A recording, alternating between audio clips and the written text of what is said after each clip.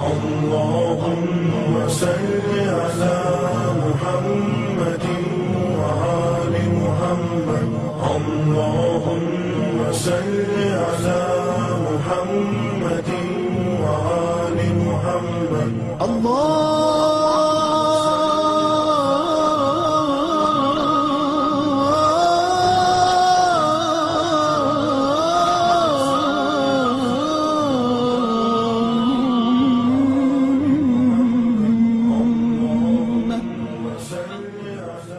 رب اعوذ بک من همزات الشیاطین واعوذ بک رب ان یحضرون.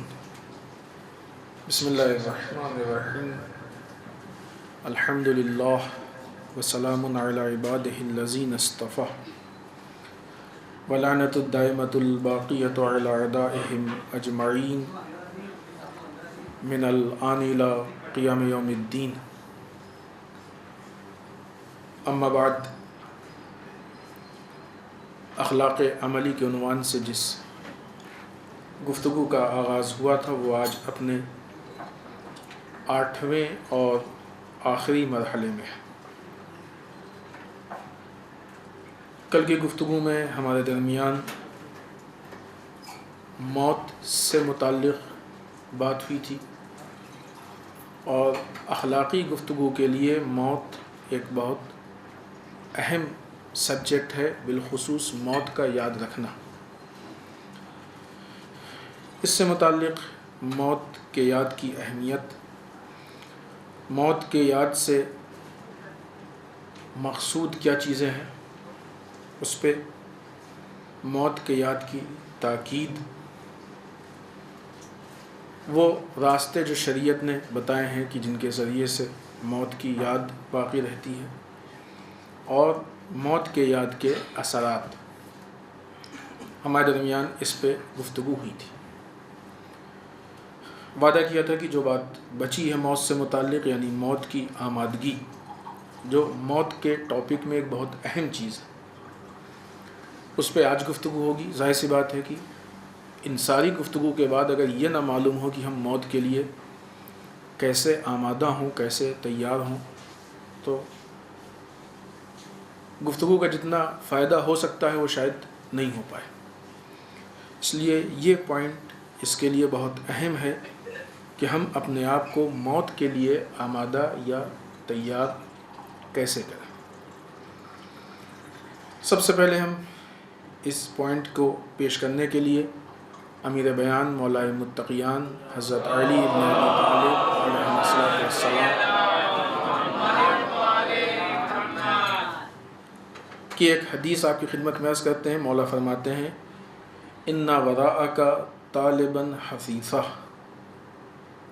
مِنَ الْمَوْتِ فَلَا تَغْفَلْ. تمہارے پیچھے موت ہے اور تم اس سے غافل مت ہو. یعنی یہ تو طے نہ کہ موت ہے، ہمیشہ ہے. لہٰذا اس سے اگر انسان غافل ہو گیا تو وہ موت کے لیے آمادہ نہیں ہو پائے گا، اپنے آپ کو موت کے لیے تیار نہیں کر پائے گا. لیکن وہ لوگ کہ جو موت سے غافل نہیں ہوئے ہیں، وہ نہ یہ کہ موت کے لیے اپنے آپ کو تیار کریں گے، بلکہ اپنی موت کو خوبصورت بنا لیں گے. موت تو آنی ہے. ہمارے افعال، ہماری باتیں، ہمارا مذہب، ہمارا ایمان اس موت کو تبدیل کرتا ہے، خوبصورت بناتا ہے، حتیٰ اس کو شہادت میں تبدیل کر دیتا ہے. شہادت یوں ہی نہیں ملتی ہے. بہت سی چیزوں کی ہم دعائیں کرتے ہیں، لیکن بغیر کوشش کے وہ دعا پوری ہو ہی نہیں سکتی. جیسے ہم نے کسی موقع پہ کہا ہے کہ ہم لوگ دعا مانگتے ہیں کہ پالنے والے جناب حر کا مقدر دے دے. بغیر کوشش کے جناب حر کا مقدر نہیں مل سکتا ہے. یا دنیاوی اعتبار سے ہم مثال دیں کہ آدمی گھر میں بیٹھے بیٹھے دعا کرے کہ پالنے والے بہت زیادہ رزق دے دے، مکان، یہ بیٹھا رہے صبح سے شام تک، تو بغیر باہر جا کے کمائے ہوئے اس کی یہ ساری خواہشات پوری نہیں ہو سکتی. بہت سی ایسی چیزیں. اسی طریقے سے موت کی خوبصورتی یا شہادت میں تبدیلی یہ بغیر کوشش کے مل ہی نہیں سکتی، یہ بغیر کوشش کے ملی۔ اور یہاں پہ آ کے ایک بہت اہم چیز اس میں واضح ہوتی ہے، وہ یہ کہ آیا غیبت امام میں شہادت ہے کہ نہیں؟ تو ایسی بات ہے، قرآن کی آیت، احادیث، ان سب کی روشنی میں تو یہ شہادت کیسے ملے گی؟ بات آئی ہے تو ایک چیز واضح کرتے چلیں، چونکہ ہمارے بہت سارے جوان اس چیز کی بنیاد پہ بہکتے ہیں۔ غیبت امام میں شہادت ہے کہ نہیں ہے؟ خب اس سے تو کوئی نہیں انکار کر سکتا کہ غیبت امام میں شہادت ہو، اس کے وجود سے کوئی انکار نہیں کر سکتا، کوئی نہیں کہہ سکتا کہ نہیں۔ اگر یہ شہادت ملے گی تو کیسے ملے گی؟ کوئی بلا وجہ تو آ کے نہیں مارے گا۔ جب آپ دین کے لیے اس کے نگہبان، پاسدار، ایک ایکٹیو رول ادا کریں گے اس کے لیے، تبھی تو کوئی آ کے آپ کو مارے گا، اپنے آپ تو شہادت نہیں مل جائے گی۔ لہٰذا اب یہاں پہ یہ نہیں کہہ سکتے کہ غیبت امام میں ہم کو دین کا دفاع نہیں کرنا چاہیے اور بیٹھے رہنا چاہیے، امام آئیں گے خود سے کریں گے۔ اگر شہادت ہے تو وہ نظریہ باطل ہے، غلط ہے۔ مثلا قرآن جل گیا ہم کچھ نہ کریں، رسول کی توہین ہو گئی ہم کچھ نہ کریں، فلاں ہو گیا ہم، پھر وہ نظریہ باطل ہے۔ اور اگر وہ نظریہ نعوذ باللہ خدا نہ خواستہ صحیح ہو، بالفرض کی نہیں ہے یقیناً، جو ایک صرف گمراہی ہے کہ جس سے صرف دشمنان اسلام کو فائدہ ہے، تو پھر شہادت کے بہت سارے دروازے بند ہو جاتے ہیں۔ خود سے کون آئے گا آپ کو ماننے کے لیے؟ کوئی نہیں خود سے مانتا ہے۔ خب یہ ہمارا موضوع نہیں کہ ہم اس میں تفصیل میں جائیں۔ لہٰذا موت ہے اور موت سے ہم غافل نہ ہوں، یعنی اس کا مطلب کہ اپنے آپ کو خود موت کے لیے آمادہ کریں۔ دوسری حدیث رسول اکرم صلی اللہ علیہ وآلہ وسلم سے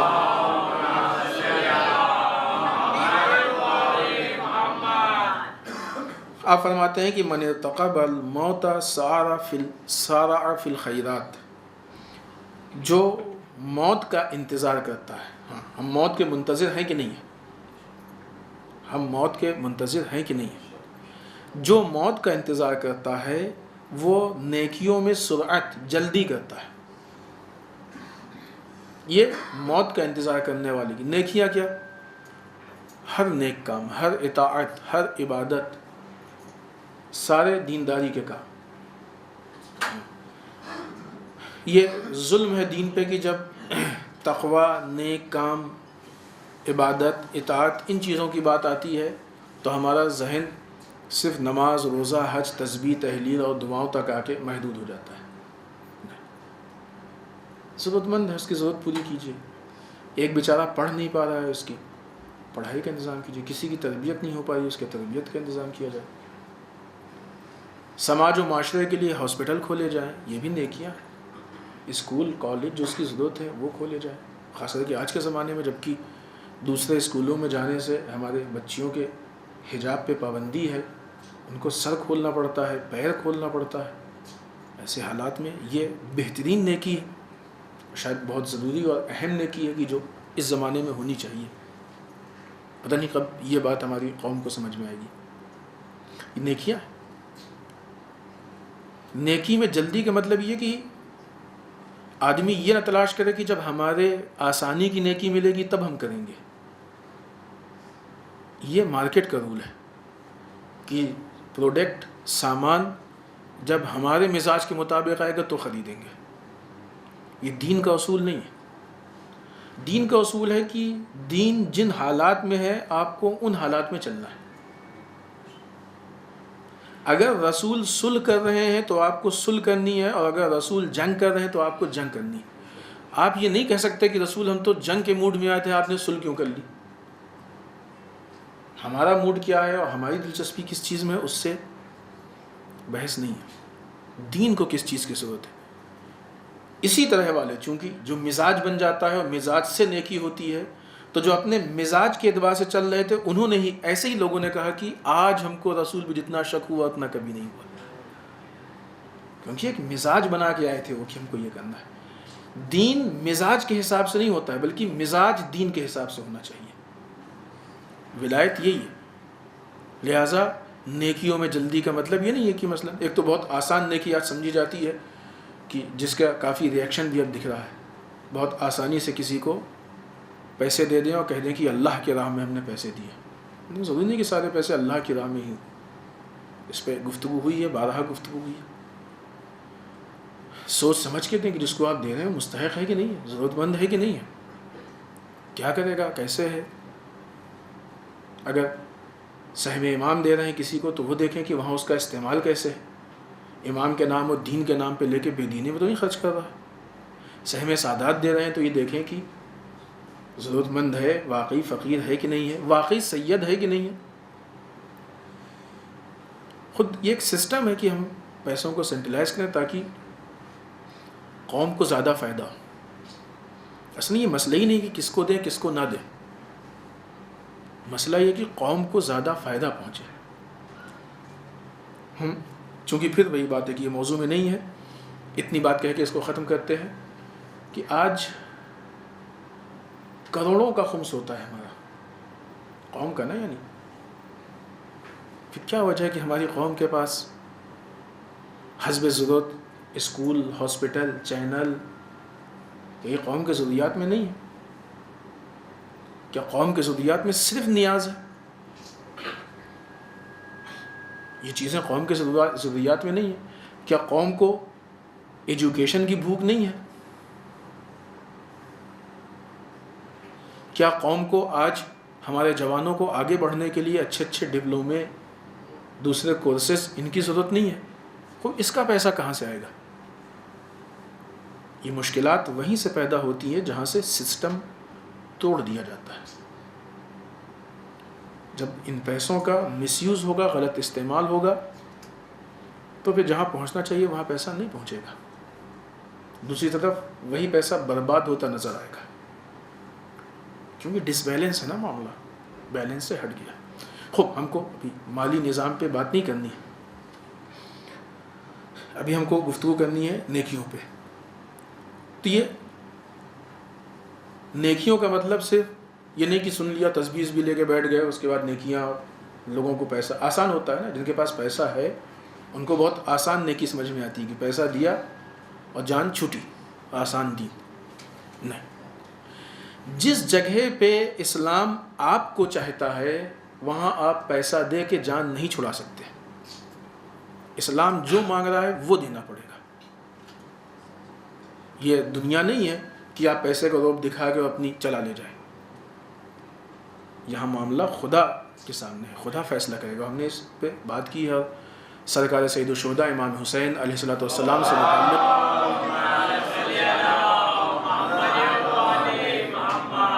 وہ واقعہ بھی پیش کیا جب امام نے اپنے جاننے والے سے کہا تھا کہ ہمیں نصرت کے لیے آؤ. اس نے کہا مولا پیسے اور اسلحے لے لیجئے.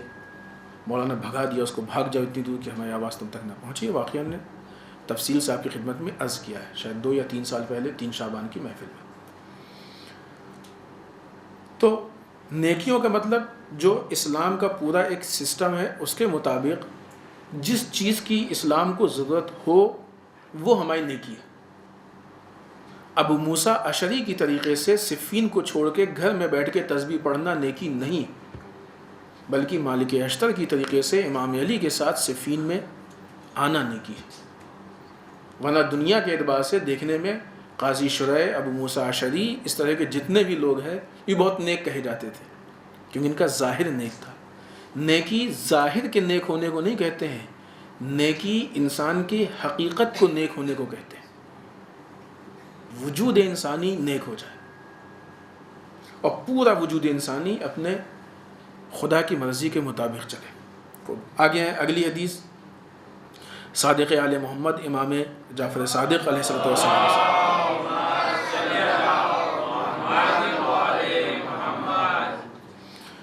مولا فرماتے ہیں حول لا تدری متی یغشاک، تم اس وحشت کو نہیں جانتے ہوئے کب تم کو ڈھانپ لے گی. ما یمنعک ان تستعد له ان لا ان یفجاک، اس وقت کون سی چیز تمہارے لیے مانع ہو سکتی ہے، رکاوٹ ہو سکتی ہے؟ کوئی چیز ہے کہ جو رکاوٹ ہو جائے گی، تم کو بچا لے گی اس. لہٰذا اس کے لیے آمادہ ہو جاؤ اس سے پہلے کہ وہ ناگہاں یکبارگی تم پر آ جائے، تمہارے اوپر آ گئے، تم اپنے آپ کو اس کے لیے آمادہ کر لو۔ غفلت سے نکلنا یعنی موت کی آمادگی کی شروعات یہی سے ہے کہ ہم اپنے آپ کو غفلت سے نکالیں۔ سب سے بڑا کام یہ ہے کہ انسان غفلت سے نکل آئے۔ اور علماء کا کہنا ہے، بزرگ علماء بالخصوص شاید علماء اخلاق میں بھی شمار ہے، کہ انسان کی غفلت میں سب سے بڑی غفلت یہ ہے کہ وہ موت سے غافل ہے، اور ساری غفلتوں کی بنیاد بھی یہی ہے کہ انسان موت سے غافل ہو۔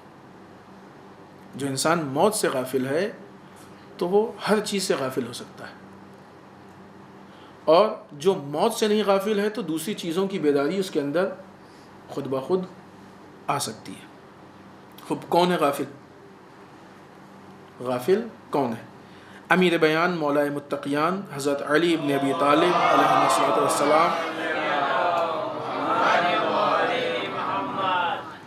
فرماتے ہیں کہ تارک التاحب للموت و اغتنام المحل غافل عن ہجوم العجل ترحلوا فقد جد بکم واستعدوا للموت فقد عز لکم۔ جو موت کی آمادگی کو ترک کرتے ہیں۔ غافل کون ہے؟ مولا فرماتے ہیں کہ جو موت کی جو آمادگی تیاری ہے اس کو چھوڑ دے، وہ غافل ہے۔ جو مہلت کو، جو انسان کے لیے مہلت ہے، فرصت ہے، موقع ہے، اس کو غنیمت نہ سمجھے اور فرصت سے فائدہ نہ اٹھائے، وہ غافل ہے۔ یعنی یہ زندگی کیا ہے؟ یہ در واقع مہلت ہے۔ اس وقت سے اگر ہم فائدہ نہ اٹھائیں، فائدہ نہ اٹھانا دو طرح کا ہے۔ ایک تو یہ ہے کہ موت کی آمادگی نہیں کر رہے ہیں، اور ایک یہ کہ ہم وہ کام کر رہے ہیں کہ جو موت کے لیے نقصان دہ، وہ اور بدتر ہے۔ یعنی ایک طرف تو یہ کہ ہم نیکی نہیں کر رہے، ایک طرف یہ کہ نیکی کو جو ترک کیا وہ نہیں، ہم بدی میں، برائیوں میں اور ملوث ہو گئے، تو یہ اور بدتر ہو گیا ہے۔ یہ وہ انسان ہے کہ جو مہلت سے فائدہ نہیں اٹھا رہا ہے، یہ وہ انسان ہے کہ جو در واقع غافل ہے اس موت سے۔ تو جو موت کی آمادگی کو ترک کر دے، مہلت کو غنیمت نہ سمجھے، فرصت سے فائدہ نہ اٹھائے، وہ اس سے غافل ہے، وہ موت سے غافل ہے، کہ موت اس پر یکبارگی آ جائے گی۔ ایسا نہیں کہ غافل انسان ہے تو اس کو پہلے بیدار کیا جائے گا، نہیں، موت اس پہ یکبارگی آ جائے گی۔ کوچ کرو، چلو کہ تم کو جلدی بلایا جائے گا، موت کے لیے آمادہ ہو جاؤ کہ تمہارے سر پہ سایہ کیے ہوئے۔ تو اب یہاں پہ بات آ گئی کہ ہم کو آمادگی کو ترک نہیں کرنا ہے۔ آمادگی میں کیا کرنا ہے؟ تیاری میں کیا کرنا ہے موت کے لیے؟ دیکھنا یہ ہے کہ وہاں پہ کیا کام آنے والا ہے۔ جیسا کہ ابھی شاید کل یا پرسوں کی مثال میں کہا، کل ہی چونکہ موت کی بات تھی، مثال میں بات آئی تھی، جب انسان دو چار ملک سفر کرتا ہے تو دیکھتا ہے کہ وہاں کیا کام آنے والی چیز ہے، ان چیزوں کا اہتمام کرتا ہے۔ اس میں تھوڑا سا اور اضافہ، ہم کسی سے ملنے جا رہے ہیں، ہم کسی سے ملنے جا رہے ہیں ملاقات کے لیے، اس نے ہم سے کہا، ایک لسٹ بھیجی کہ دیکھو جب آنے لگنا تو مثلا دوسرے ملک اگر جا رہے ہیں تو اس نے کہا انڈیا سے ہمارے لیے یہ 10 سامان کی لسٹ دی کہ لیتے آنا، کہ جس کے پاس ہم جا رہے ہیں بہت بڑی شخصیت ہے، ہم کو اس کی بہت ضرورت ہے، بغیر اس کے ہمارا کام نہیں چل سکتا ہے، ہم مانتے ہیں کہ بہت بڑا ہے، جو بھی وہ کہے گا ہم کرنے کو تیار۔ اس نے 10 چیزوں کی لسٹ ہم کو بھیج دی کہ آتے وقت یہ لیتے آنا۔ ہم جب اس کے پاس پہنچے اور ہم نے اپنا بیگ کھولا تو ان 10 میں سے کچھ نہیں تھا۔ لے گئے اس کے لیے، ایسا نہیں کہ نہیں لے گئے، خالی ہاتھ نہیں گئے، 25-30 چیز لے گئے، اپنی طرف سے 25-30 چیزیں لے گئے، لیکن جو 10 چیزیں اس نے مانگی تھی وہ نہیں تھی۔ اب آپ انصاف سے بتائیے کہ آیا وہ خوش ہوگا ہم سے؟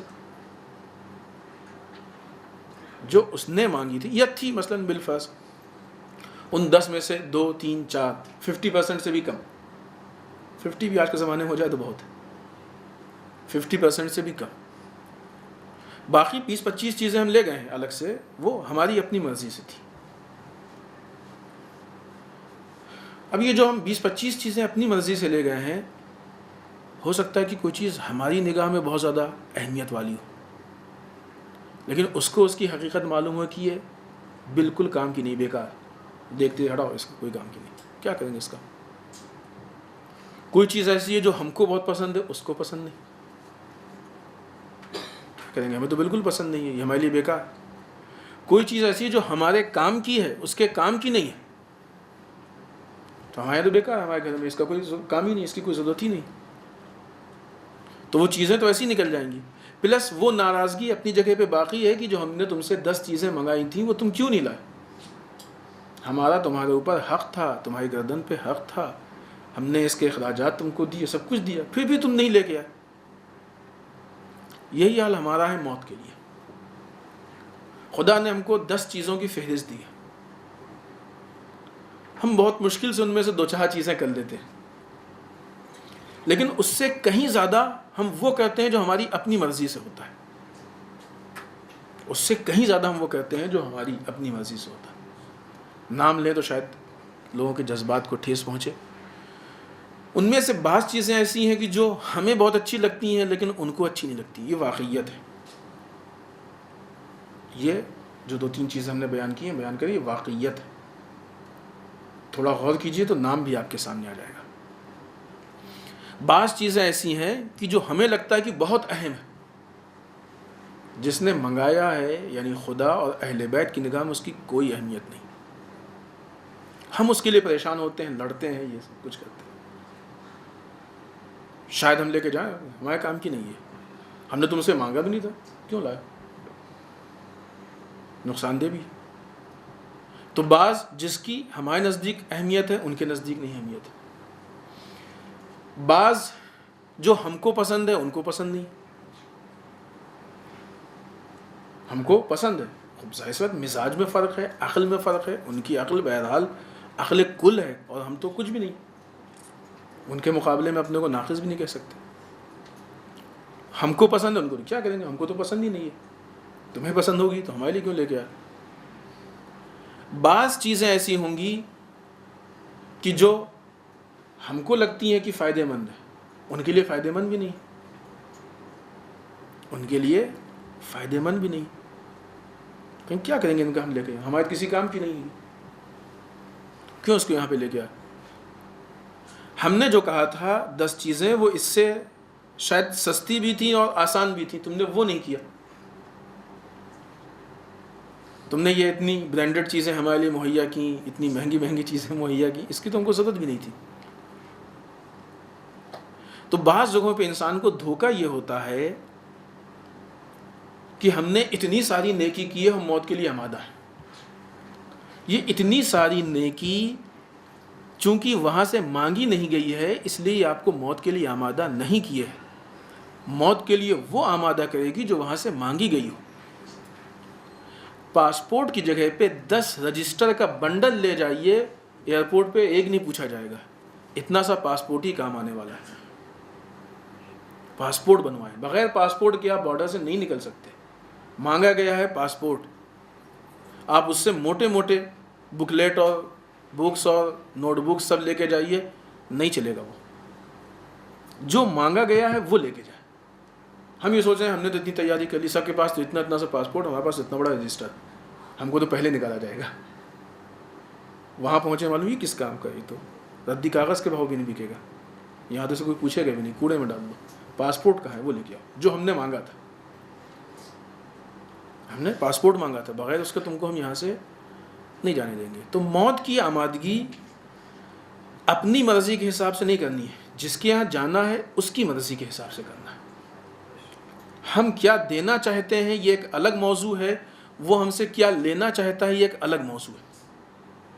اگر ہم اس پہ عمل کر رہے ہیں کہ ہم کیا دینا چاہتے ہیں، اب یہاں پہ آئیے، مسئلہ اہم ہے اور یہ مسئلہ جا کے توحید سے ریلیٹڈ ہے. اگر ہم اس کو نظر انداز کر رہے ہیں کہ وہ کیا لینا چاہتا ہے اور اس پہ عمل کر رہے ہیں کہ ہم کیا دینا چاہتے ہیں، تو عملاً اس بات کا ثبوت ہے کہ پالنے والے تیری جو بھی ڈیمانڈ ہے وہ ناقص ہے. ہم بہتر جانتے ہیں کہ تجھے کیا چاہیے. نعوذ باللہ استغفر اللہ. جیسے بچے کو نہیں، بچہ کہتا ہے چاکلیٹ تو ماں باپ کہتے ہیں کھانا کھا لو، کیونکہ بچے کی عقل ناقص ہے، اسے نہیں معلوم اسے کیا چاہیے. لہٰذا ماں باپ بچے کی مرضی پہ اپنی مرضی کو حاوی کرتے ہیں. ہوتا ہے کہ نہیں ہوتا؟ اب صحیح ہے یہاں پہ، کیونکہ اس کے پاس عقل نہیں ہے، اس کے پاس تجربہ نہیں ہے، اس کو معلوم نہیں، وہاں پہ صحیح. اس لیے صحیح ہے کہ ماں باپ کا تجربہ زیادہ ہے، ماں باپ کی عقل زیادہ ہے، ماں باپ کا علم زیادہ ہے، اس کا علم کم ہے. اگر اسی طریقے سے ہم اپنی مرضی کو خدا کی مرضی پہ حاوی کر رہے ہیں تو یعنی یہاں بھی نعوذ باللہ ہمارا علم خدا سے زیادہ ہے، نعوذ باللہ تجربہ زیادہ ہے، نعوذ باللہ عقل نہیں. اگر نہیں ہے تو پھر کیوں کر رہے ہیں؟ اگر نہیں ہے تو کیوں کر رہے ہیں؟ خود آپ سوچئے کہ آپ نے اپنے نوکر سے کہا کہ ایک گلاس پانی لے آؤ. آپ نے اپنے نوکر سے کہا کہ ایک گلاس پانی لے آؤ، اور وہ آپ کے گھر یا آفس میں گیا اور کوئی بڑا سا سامان لے کے آیا. گلاس تو چھوٹا سا، ہم نے زیادہ محنت کی آپ کے لیے، یہ لیجیے. آپ قبول کریں گے اس سے جو چاہیے؟ تو دنیا کا اصول یہی ہے، بندہ عبد، یعنی جو بہت بنیادی چیز ہے یہ کہ اگر اس چیز کو ہم سمجھ جائیں تو بہت سارے مسائل حل ہو جائیں. کیونکہ ہم بعض اوقات اپنے کلچر پہ عمل کر کے سمجھتے ہیں کہ ہم موت کے لیے آمادہ ہیں، ماں باپ کے دین پہ عمل کر کے سمجھتے ہیں کہ ہم موت کے لیے آمادہ ہیں، رسومات پہ عمل کر کے سمجھتے ہیں کہ ہم موت کے لیے آمادہ ہیں. ان میں سے کوئی بھی چیز ہم کو موت کے لیے آمادہ نہیں کی. یہ ساری چیزیں ہمارے دل کو سکون پہنچانے کے لیے تو ہیں، تسکین قلب کہتے ہیں. اس سے زیادہ اس کا کوئی فائدہ نہیں. فائدہ ان چیزوں کا ہے جو خدا ہم سے چاہتا ہے. مشکل یہ ہے کہ ہمارے معاشرے میں رسومات، کلچر اتنا غالب ہو گیا ہے کہ ہم اسی کو سمجھتے ہیں کہ خدا ہم سے چاہتا ہے. دقت کی ضرورت یہاں پہ ہے. ہم جائیں، کتابوں کو دیکھیں، تحقیق کریں، ریسرچ کریں، جو بھی پڑھے لکھے لوگ ہیں ان سے معلوم کریں کہ وہ کون سی چیزیں ہیں جو ہمارا خدا ہم سے چاہتا ہے. اس کے بغیر انسان موت کے لیے آمادہ ہو ہی نہیں سکتا ہے. جب اس چیز میں آ کے ہم کنفیوز ہو گئے، ہم بعض اوقات کلچر یا ان چیزوں کو سمجھتے ہیں کہ یہ دین کا حکم ہے، تو اب مشکل یہ ہے کہ دین کے نام پہ دین خراب ہوتا ہے. یہ اور بدتر، دین کے نام پہ دین خراب ہوتا ہے. ہم نے ان 10 چیزوں کی تیاری نہیں کی جو خدا نے چاہا، ان 25 چیزوں کی آمادگی کی جو ہمیں اچھی لگتی ہیں. کیوں؟ اس لیے کہ ان 25 کو بھی ہم دین سمجھتے ہیں. غلط سمجھ کے کوئی نہیں کرتا تیاری. کوئی نعوذ باللہ اللہ کے لیے چوری نہیں کرتا ہے. کرتا ہے کوئی؟ اللہ کے لیے کوئی جوا نہیں کھیلتا ہے. کوئی ہے ایسا کہ جو گناہ کرے کہ ہم جھوٹ بولتے ہیں قربتاً اللہ؟ ہے کوئی؟ ہم فلاں گناہ کرتے ہیں، مثلا غیبت کرتے ہیں اللہ سے قریب ہونے کے لیے؟ کوئی نہیں کرتا. مشکل یہاں پہ نہیں ہے. مشکل وہاں پہ ہے کہ جو چیزیں دین کے نام پہ مشہور ہیں، جو چیزیں دین سے وابستہ کر دی گئی ہیں جبکہ دین میں نہیں، تو وہ 25 چیزیں جن کے لیے ہم کر رہے ہیں وہ، یا اگر ہے بھی تو مثلا اس کی ایک لمٹ تھی، ایک حد تک اس کی ضرورت تھی، اس سے زیادہ ضرورت نہیں ہے. مثلا گھر کے سامان جب لایا جاتا ہے، گھر کا سامان، تو مثال کے طور پہ نمک مہینے میں کتنا خرچ ہوتا ہے؟ 1 پیکٹ. شاید کسی کا بہت خرچ ہوتا ہوگا 2 پیکٹ. کوئی انسان مثلا دال آدھا کلو لائے اور نمک 5 کلو لے آئے مہینے کے سامان میں، چلے گا؟ ہر چیز کی ایک ضرورت ہوتی ہے، نسبت ہوتی ہے. دال کی ضرورت زیادہ ہے، نمک کی ضرورت کم ہے. تو گھر کے چھوٹے سے کچن کے سامان میں زیادہ دال کو کم نہیں کر سکتے اور کم نمک کو زیادہ نہیں کر سکتے. تو جب یہ دین کے لیے ہم سے مانگا گیا ہے تو کیسے ہو سکتا ہے کہ جن چیزوں کو مانگا گیا ہے کسی کو اپنے حساب سے کم والی کو زیادہ کر دیں اور زیادہ والی کو کم کر دیں؟ جب اس بنیاد پہ کچن کی آمادگی نہیں ہو سکتی ہے تو موت کی آمادگی کیسے ہو سکتی ہے؟ کیسے ہم موت کی تیاری کر سکتے ہیں؟ تو پہلے ہم یہ دیکھیں کہ ایسا تو نہیں کہ ہم دین کے نام پہ دین کے خلاف ہیں. یہی کہا جائے گا نا کہ کچن ہی کے لیے سامان لائیں، 5 کلو نمک لائیں، کوئی غلط تھوڑی ہے، کچن کے لیے تو لائیں. کچن کے لیے لائیں ہوگا کیا؟ اتنا نمک ڈال دیں کھانا زہر ہو جائے گا، کھانے کے لائق ہی نہیں رہے. اور یہ دال ایک ٹائم 2 ٹائم پکی ختم ہو جائے گی، باقی پورے مہینے کیا ہوگا؟ کیا ہوگا اس کا؟ جب کچن میں بیلنس نہیں ہو پا رہا ہے تو اللہ کے یہاں کیسے یہ بیلنس ہوگا؟ تو کچن کے ہی نام پہ اس سامان میں ہم نے تبدیلی کی، اس کا نتیجہ ہی سامنے آ گیا۔ ایسے ہی دین کے نام پہ ہم تبدیلی کی، مشکل وہی ہے۔ دین کے لیے سب سے زیادہ مشکل یا موت کی آمادگی میں سب سے بڑی رکاوٹ یہ ہے کہ جب دین کے نام پہ دین پیش آتا ہے۔ اسی جگہ پہ آ کے دوسرے جہت سے ہم نے کئی مرتبہ آپ کے سامنے صفین کے قرآن کی مثال دی ہے۔ دین سے بہکانے کے لیے دین کو ہی یوز کیا جاتا ہے۔ مومن کی پہچان یہ ہے کہ مومن کے اندر اتنی بصیرت ہونی چاہیے کہ صحیح و غلط کا فرق جان لے، ورنہ نیزے پہ بلند قرآن کو دیکھ کے بہکنے والے تو بہت سے تھے، جو امام علی کے زمانے میں بھی تھے۔ تو اگر آج ہو تو کون سی تعجب کی بات؟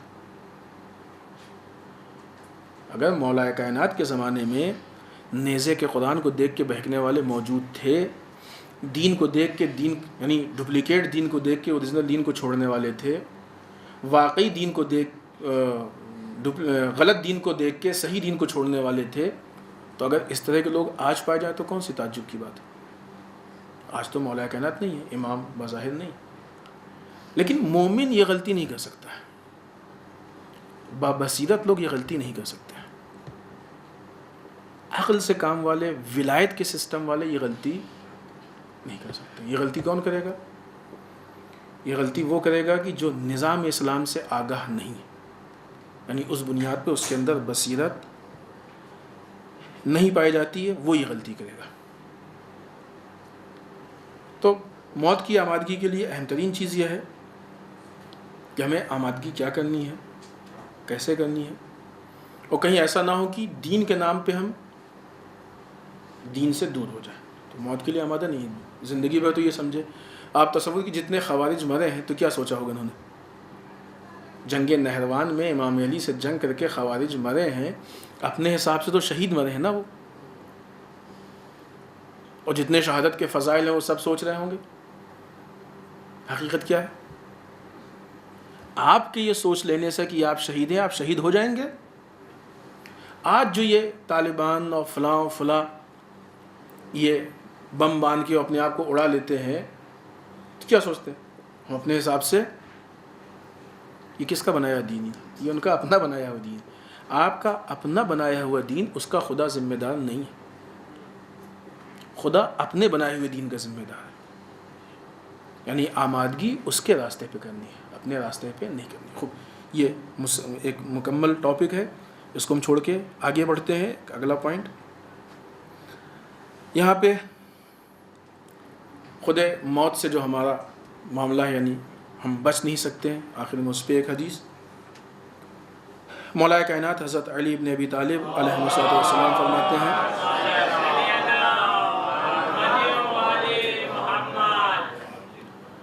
مولا فرماتے ہیں، بادر الموت الذی ان حربتم منہ ادرککم وان اقمتم اخذکم وان نسیتموہ ذکرکم۔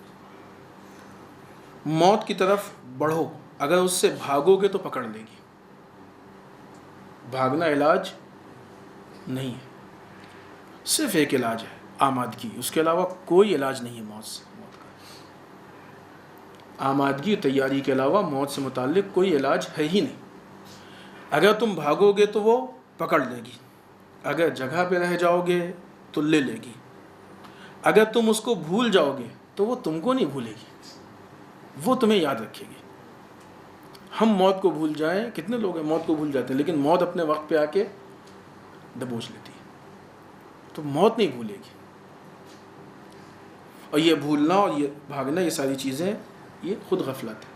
یہاں پہ ایک جملہ ہم عرض کر سکتے ہیں آپ کی خدمت میں کہ انسان کی زندگی میں انسان کی غفلت در واقع یہ خود ایک موت ہے، خود غفلت ایک مکمل موضوع ہے۔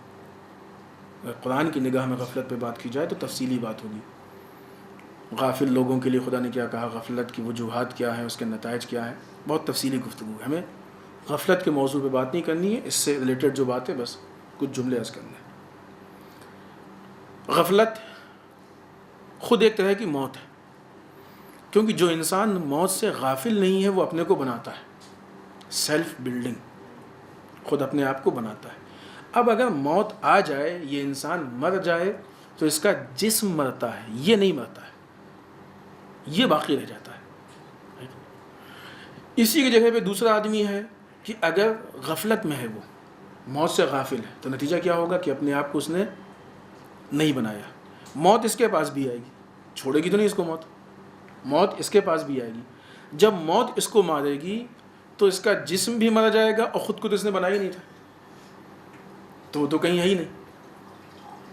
تو ہماری اصل موت ہماری غفلت ہے، یہ موت ہماری موت نہیں ہے، اصل موت ہماری غفلت ہے۔ اب یہاں پہ ہم فیصلہ کریں کہ جو انسان اپنے جسم کو موت کے گھاٹ اتار دے اور اسے خودکشی کہتے ہیں، وہ خود ایک جرم ہے۔ جو انسان اپنے کریکٹر کو موت کے گھاٹ اتار دے، اتنا غافل ہو جائے، در واقع اپنے کو مارنے والا تو وہ ہے۔ یہ جسم کی خودکشی والا بھی برا اسی لیے کہا جاتا ہے کہ جسم کی خودکشی بھی بہرحال کسی کریکٹر کے پیچ و خم کی بنیاد پہ ہوتی ہے، کوئی چیز برداشت نہیں کر پایا، کچھ ایسا ہو گیا ویسا ہو گیا، یہ بھی اسی بنیاد پہ، ورنہ خالی جسم میں کیا مشکل ہے، کوئی پرابلم تھوڑی ہے۔ تو اصل خودکشی کرنے والا وہ ہے جس نے اپنے آپ کو بنایا ہی نہیں، یا نہ یہ کہ نہیں بنایا بلکہ اپنے آپ کو مار دیا، غلط کام کیے۔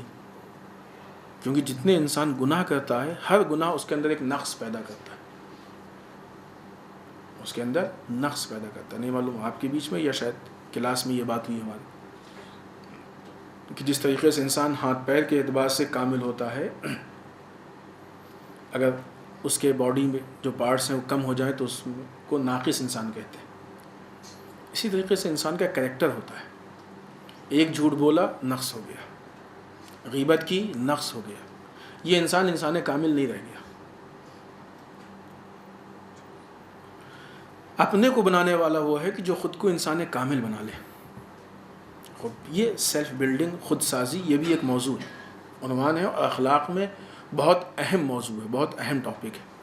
جب شروع میں ہم یہاں پہ آئے تھے، اگر آپ لوگوں کو یاد ہو، تو وہ جو شب جمعہ کو پریزنٹیشن ہوتا تھا پاور پوائنٹ پہ، تو اس میں کسی کے بیچ میں اس پہ بات ہوئی تھی تھوڑی سی، شاید یہاں پہ یا کہیں بہرحال ماہ رمضان سے متعلق گفتگو تھی۔ اس میں سیلف بلڈنگ یہ خود ایک موضوع ہے، ایک اہم ٹاپک ہے۔ اس پہ علماء نے کتابیں لکھی ہیں، آرٹیکلز لکھے گئے۔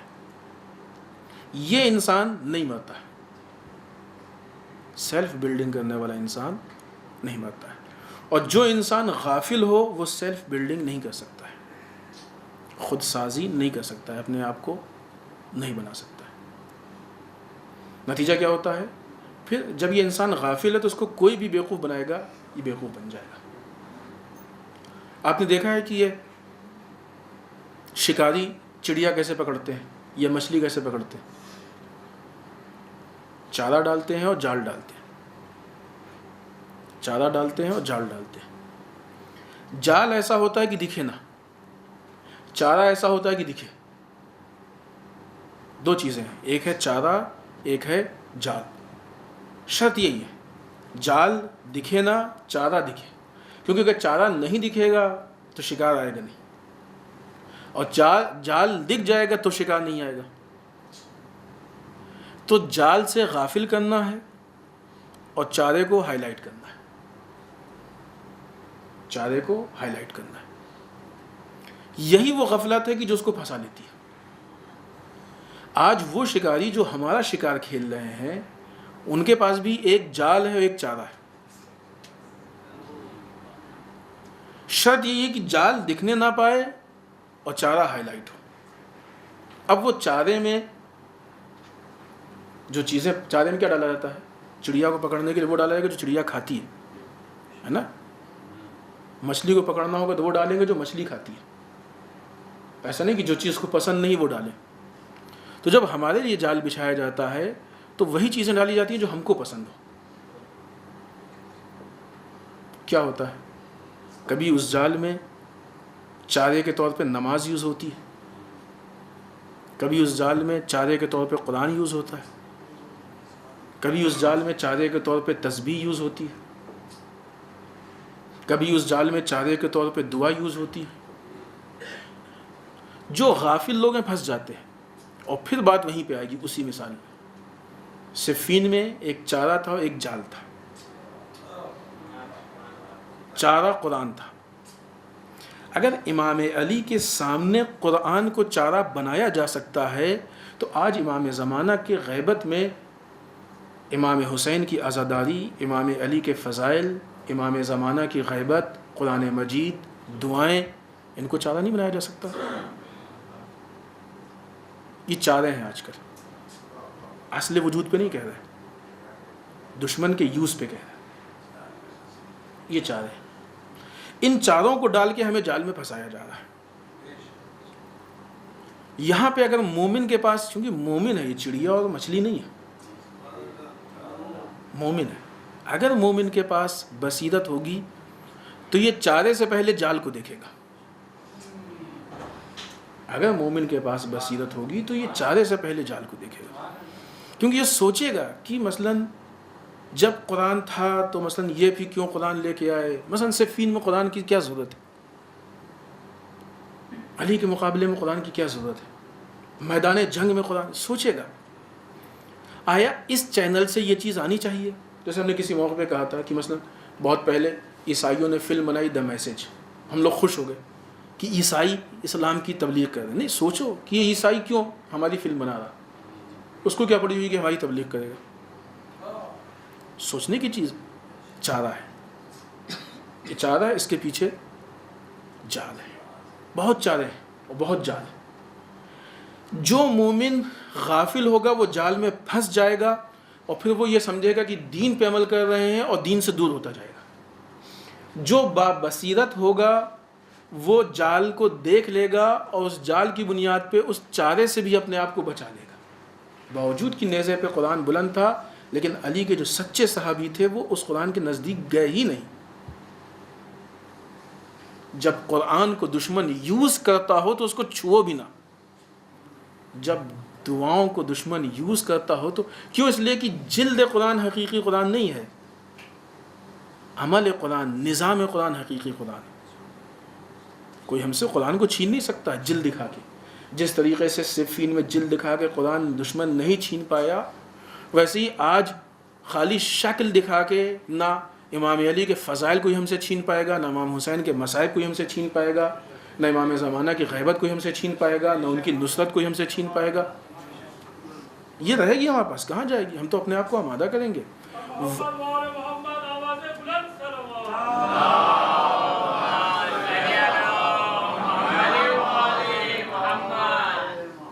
رہے گی ہمارے پاس، ہم ان سے کہاں دور ہٹیں گے؟ چونکہ حقیقت ہے ہمارے پاس، لہٰذا ہم حقیقت پہ عمل کر کے اپنے آپ کو صحیح راستے پہ آگے بڑھائیں گے. جب یہ راستہ آگے بڑھتا ہے تو پھر بات یہاں تک پہنچتی ہے کہ انسان کو اپنی غلطی دکھتے ہوئے بھی نہیں دکھتی ہے. انسان کو اپنی غلطی دکھتے ہوئے بھی نہیں دکھتی. مثلا کسی آدمی سے یہ بحث ہو گئی کہ یہ مائک ہے.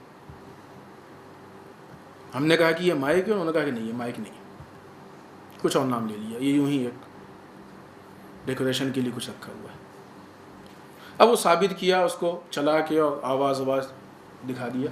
کہاں صحیح تو ہے، سب کچھ ہے، لیکن فلاں صاحب بھی یہ کہہ رہے ہیں کہ یہ مائک نہیں، فلاں صاحب یہ کہہ رہے ہیں. ایسی دلیلیں آج ہی بہت ہوتا ہے.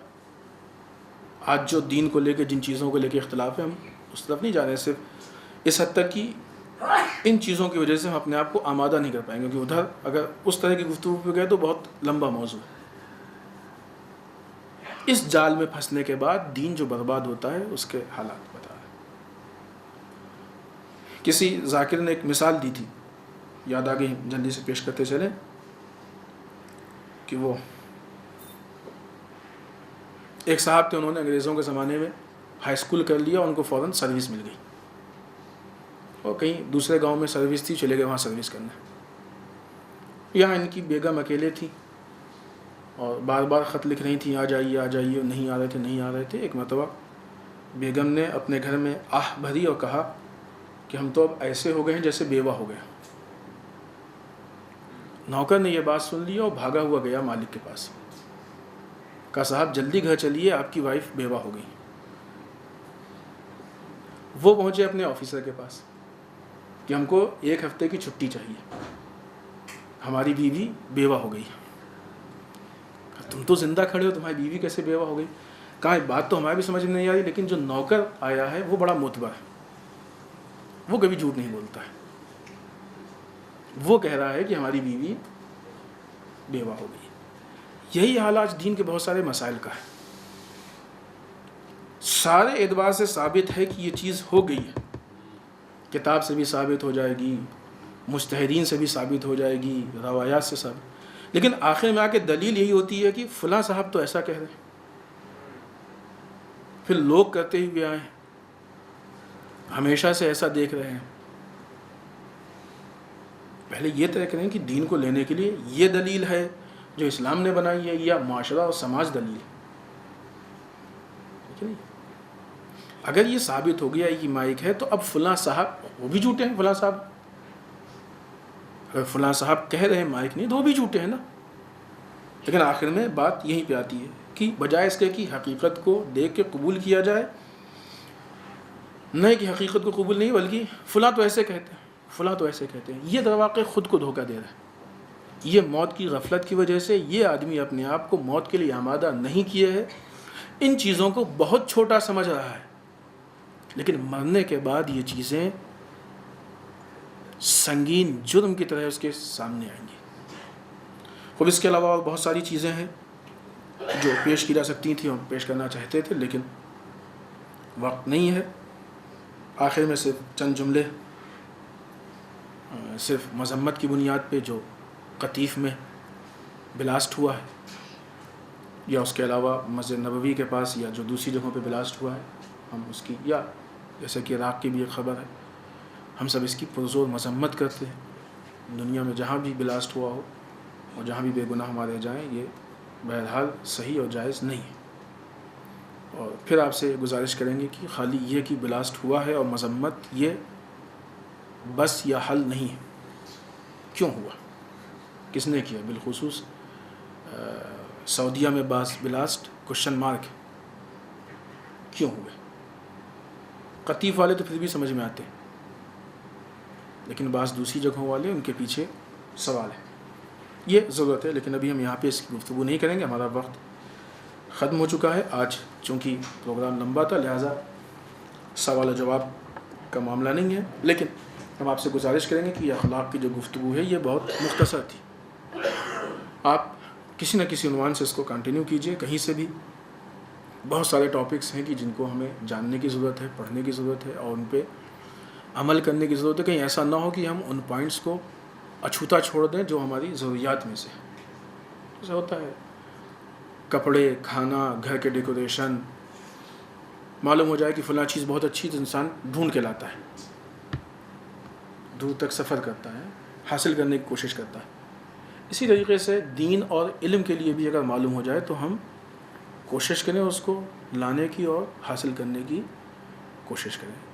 خداوند متعال سے گزارش ہے کہ پالنے والے اس مختصر سی عبادت کو قبول فرما لے، ہم سب کو اعمال صالحہ کی توفیق عنایت فرمائے، اعمال قبیحہ سے محفوظ رکھے، ہمارے گناہوں کو بخش دے، ہمارے مرحومین کو بخش دے، اسلام و مسلمین کی حفاظت فرما، دشمنان اسلام کو نیست و نابود کر دے، اور علاج و پریشان حال ان کی پریشانیوں کو دور فرما، جو لاولد ان کو اولاد صالح عنایت فرما، جن کے شادیوں مشکلات ان کے مشکلات کو حل فرما، پالنے والے ہمارے علماء کا سایہ ہمارے سروں پہ باقی رکھ، بارلا رہبر و مراجع کو طول عمر عنایت فرما، پالنے والے اس مہینے کے ہماری عبادات و طاعت کو قبول فرما لے، جن لوگوں نے عبادتیں انجام دی ہیں ان سب کو منزلت قبولیت عطا فرما، پالنے والے جو افراد ہمارے درمیان تھے اور آج نہیں ہیں ان کی مغفرت فرما، ان کے درجات کو بلند فرما، جو بھی حاضرین ہیں ان کے جتنے مرحومین ہیں ان کے درجات کو بلند فرما،